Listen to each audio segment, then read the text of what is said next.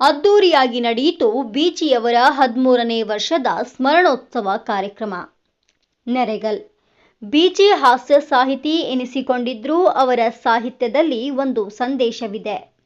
ಅವರ ಸಾಹಿತ್ಯದ ಓದುವಿಕೆ ನಮಗೆ ಬದುಕನ್ನ ಕಲಿಸುತ್ತದೆ ಎಂದು ಹಾಸ್ಯ ದಿಗ್ಗಜ ಗಂಗಾವತಿ ಪ್ರಾಣೇಶ್ ಹೇಳಿದರು. ಪಟ್ಟಣದ ಹಿರೇಮಠದ ಸಭಾಭವನದಲ್ಲಿ ಗುರುವಾರ ಸಂಜೆ ನಡೆದ ಬೀಚಿಯವರ 13ನೇ ಸ್ಮರಣೋತ್ಸವದಲ್ಲಿ ಅವರು ಮಾತನಾಡಿದರು.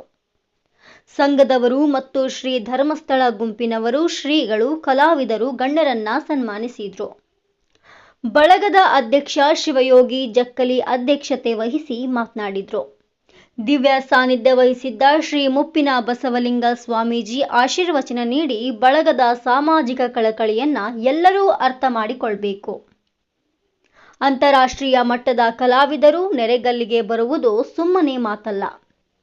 ನಿವೃತ್ತರೇ ಹೆಚ್ಚಾಗಿರುವ ಸಂಘದ ಕ್ರಿಯಾಶೀಲ ಸದಸ್ಯರನ್ನ ಅಭಿನಂದಿಸುತ್ತೇನೆ ಎಂದರು. ನೆರೆಗಲ್ ಹಿರೇಮಠದ ಶಬ್ರ ಶ್ರೀ ಮಲ್ಲಿಕಾರ್ಜುನ ಶಿವಾಚಾರ್ಯರು ನೇತೃತ್ವ ವಹಿಸಿದ್ದರು. ಬಿಬಿ ಕೂರಿ ಮತ್ತು ಮಹಾದೇವಪ್ಪ ಬೇವಿನಕಟ್ಟಿ ನಿರೂಪಿಸಿದರು. ಕೆಎಸ್ ಕಳಕಣ್ಣನವರ್ ಸ್ವಾಗತಿಸಿದರು. ಎಂಎಸ್ ಧಡೆ ಸೂರಮಠ್ ಪ್ರಾಸ್ತಾವಿಕ ನುಡಿಗಳನ್ನಾಡಿದರು. ನಿರ್ಮಲಾ ಹಿರೇಮಠ್ ವಂದಿಸಿದರು.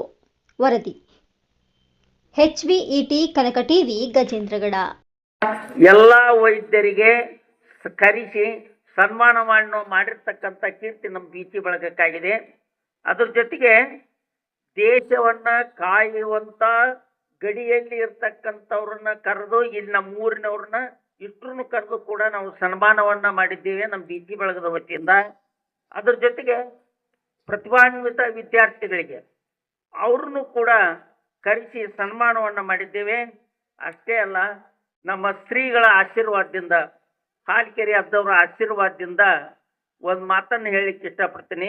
IPS ಅಧಿಕಾರಿಯಾಗಿರ್ತಕ್ಕಂಥ ರವಿ ಡಿ ಚನ್ನನ್ ಅವ್ರನ್ನ ನಮ್ಮ ಬೀಚಿ ಬಳಗದ ವತಿಯಿಂದ ಹಾಲ್ಕೆರೆಯ ಕಾಲೇಜ್, ನಮ್ಮ ನೆರೆಗಲ್ ಕಾಲೇಜಿಗೆ ಕರೆಸಿ ಒಂದು ದಿನದ ಕಾರ್ಯಾಗಾರವನ್ನ 2,000 ರಿಂದ 3,000 ವಿದ್ಯಾರ್ಥಿಗಳಿಗೆ ನಡೆಸಿರ್ತಕ್ಕಂಥ ಕೀರ್ತಿ ಈ ರಾಜ್ಯದೊಳಗನ ಎಲ್ಲಿ ಇಲ್ಲ ಅಂತ. ಅವ್ರು ಬಂದ್ರು, ರವಿ ಡಿ ಚನ್ನನ್ ಅವರು ನಮ್ಗೆ ಏನೇನು ಕೇಳಿದ್ದಕ್ಕ ವರ್ಷ ಆದ್ರೂ ಸಿಕ್ಕಿದ್ದಿಲ್ಲ. ಕೊನೆಗೆ ಈ ಸಮಾರಂಭದ ಸಾನ್ನಿಧ್ಯವನ್ನು ವಹಿಸಿಕೊಂಡಿರ್ತಕ್ಕಂತಹ ಪರಮ ಪೂಜ್ಯ ಗುರುಗಳಿಗೆ ಹಾಗೂ ಇನ್ನೋರ್ವ ಗುರುಗಳಾಗಿರ್ತಕ್ಕಂಥ ನಮ್ಮ ಹಿರೇಮಠದ ಗುರುಗಳಿಗೆ ನಾನು ಭಕ್ತಿಪೂರ್ವಕವಾದಂಥ ನಮಸ್ಕಾರಗಳನ್ನ ಸಲ್ಲಿಸಿ, ವೇದಿಕೆಯ ಮೇಲೆ ಇರ್ತಕ್ಕಂಥ ಎಲ್ಲ ಗಣ್ಯಮಾನ್ಯರಿಗೂ ನನ್ನ ನಮಸ್ಕಾರಗಳನ್ನ ಸಲ್ಲಿಸಿ, ನನಗೆ ಇಲ್ಲಿ ಮಾತನಾಡಲಿಕ್ಕೆ ಅವಕಾಶ ಮಾಡಿಕೊಟ್ಟಂತಹ ತಮಗೆಲ್ಲರಿಗೂ ನನ್ನ ಅಭಿನಂದನೆಗಳನ್ನ ಮತ್ತು ನಮಸ್ಕಾರಗಳನ್ನ ಸಲ್ಲಿಸಿ ನನ್ನ 4 ಮಾತುಗಳನ್ನ ಪ್ರಾರಂಭ ಮಾಡ್ತಾ ಇದ್ದೇನೆ. ಬೀಚಿ ಬಳಗ ನಡೆದು ಬಂದ ದಾರಿ ಹೆಂಗೆ ಅನ್ನೋದನ್ನ ಹೇಳ್ಬೇಕಾದ್ರೆ 13 ವರ್ಷದ ಹಿಂದೆ ನಮ್ಮ ಸಾಕಷ್ಟು ವಿಮಾನವನ್ನು ಇಟ್ಕೊಂಡು ಇಂಥ ಒಂದು ಏನು ಇಂಥ ಒಂದು ಸಾಹಿತ್ಯ ಕ್ಷೇತ್ರಕ್ಕೆ ಹೆಚ್ಚು ಶಕ್ತಿಯನ್ನ ತುಂಬತಕ್ಕಂಥ ಕೆಲಸ ಕಾರ್ಯಗಳು ಮಾಡ್ತಾ ಇದ್ದಾರೆ. ಅವ್ರಿಗೆ ಯಾವಾಗಲೂ ಕೂಡ ಅವರ ಒಂದು ಸದಾ ಅವರಿಗೆ ಪ್ರೋತ್ಸಾಹ ಸಹಕಾರವನ್ನು ನೀಡ್ತಾ ಇದ್ದಾರೆ. ಅದಕ್ಕೆ ಅವ್ರ ವಿಚಾರಗಳು ಅವರಲ್ಲಿ ಸಾಕಷ್ಟು ಅದನ್ನ ಇವತ್ತೆಲ್ಲ ಬಹಳ ಇವತ್ತಂತಂದ್ರೆ ಅವರ ಹಾಸ್ಯ ಅವರು ನಗಿಸ್ತಕ್ಕಂಥದ್ದು, ಸಾಹಿತ್ಯದ ನಗಿಸ್ತಕ್ಕಂಥ ಎಲ್ಲ ಸಾಮರ್ಥ್ಯವನ್ನು ನನಗೆ ಕೊಟ್ಟಿದ್ದಾನೆ. ಸಮಸ್ಯೆಗಳು ಬಂದೇ ಬರ್ತವೆ. ಸಮಸ್ಯೆಗಳು ಯಾರಿಗೆ ಬರೋದಿಲ್ಲ. ನೀವು ಸುಮ್ಮನೆ ಕುಳಿತುಕೊಂಡ್ರು ಅಂತಾರ, ನಿಂತ್ಕೊಂಡ್ರು ಅಂತಾರ, ಕೆಲಸ ಮಾಡಿದ್ರೆ ನಾವು ಏನು ಕೆಲಸ ಮಾಡ್ಬೇಕಾಗಿರ್ತೈತಲ್ಲ ಆ ಗುರಿ ಇಟ್ಕೊಂಡು ಕೆಲಸ ಮಾಡ್ತಿರ್ಬೇಕು. ನಾವು ಯಾವ ಕೆಲಸವನ್ನ ಆಯ್ಕೆ ಮಾಡ್ಕೊಂಡಿರ್ತೇವಲ್ಲ ಅದಕ್ಕೆ ಯಾವಾಗ್ಲೂ ನಾವು ನಿರುತ್ಸಾಹಿಗಳಾಗಿರ್ಬಾರ್ದು. ಉತ್ಸಾಹದಿಂದ ಕೆಲಸ ಮಾಡ್ಬೇಕು. ಯಾರು ಉತ್ಸಾಹದಿಂದ ಕೆಲಸ ಮಾಡ್ತಿರ್ತಾರ ಅವನು ಧರ್ಮಿಷ್ಠ. ಅಂತಹ ಧರ್ಮಿಷ್ಠರು ಯಾರು ಅಂತಂದ್ರೆ ನಮ್ಮ ಕಾಳೆ ಡಾಕ್ಟರ್.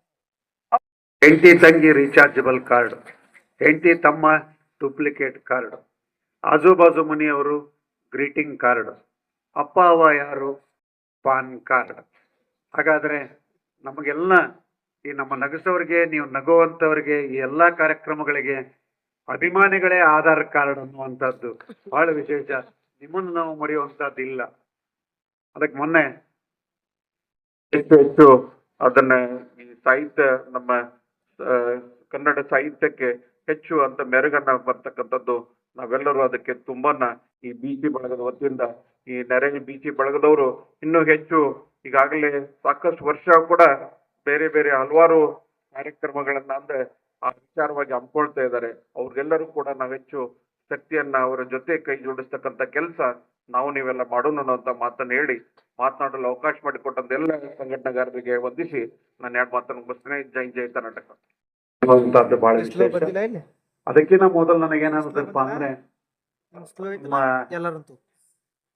ಪ್ರಾಸ್ತಾವಿಕ ಮಾತನಾಡದಂತ ಸರ್ ಹೇಳಿದ್ರು, ಓದು ಬಹಳ ಕಡಿಮೆ ಆಗ್ಯದ. ಕನ್ನಡ ಸಾಹಿತ್ಯವನ್ನ ನಾವು ಬೆಳೆಸಿಕೊಳ್ಬೇಕಾಗ್ಯದ. ಕನ್ನಡದ ಕಂಪನಿಯಲ್ಲಿ ಕುವೆಂಪು ರಮಿಸಿ ಹೋದ್ರು, ಮಾಸ್ತಿ ನಮಿಸಿ ಹೋದ್ರು, ವಿ.ಸಿ. ಸೋಸಿ ಹೋದ್ರು, ಬಿಚ್ಚಿ ನಗಿಸಿ ಹೋದ್ರು, ಬೇಂದ್ರೆ ಕುಣಿಸಿ ಹೋದ್ರು, ಚಂಬಾ ಸತ್ಯ ಸಾರಿದರು, ಪೈ ಅವರು ಜೈ ಎಂದು ಕೂಗಿದರು, ಅನಕರು ಕರಳು ತಟ್ಟಿದ್ರು, ಡಿ.ವಿ.ಜಿ. ಹೃದಯ ಮುಟ್ಟಿದರು, ಬಸವಣ್ಣ ಭವ್ಯವಾಗಿಸಿದರು, ರನ್ನ ರತ್ನವಾಗಿಸಿದರು, ಪಂಪ ಪಚ್ಚೆಯಾಗಿಸಿದರು, ರೈಸ್ ಕೂಡ ನೈಸಾಗಿ ಕನ್ನಡವನ್ನ ಕಲಿತ. ಇಂತಹ ಕನ್ನಡ ನಾಡಿನಲ್ಲಿ ನಾವೇ ಅಲ್ಪರು, ಉಳಿದವರೇ ಹೆಚ್ಚು. ನಾವು ಬೆಳೆಸಿಕೊಳ್ಳಬೇಕಾಗಿದೆ ನಮ್ಮ ಪ್ರಮಾಣ, ಉಳಿಸಿಕೊಳ್ಳಬೇಕಾಗಿದೆ ಗುಣಮಟ್ಟ. ಸಿರಿಗನ್ನಡಂ ಗೆಲ್ಲಿಗೆ ಅಂತ ಹೇಳಬೇಕಾಗಿದೆ.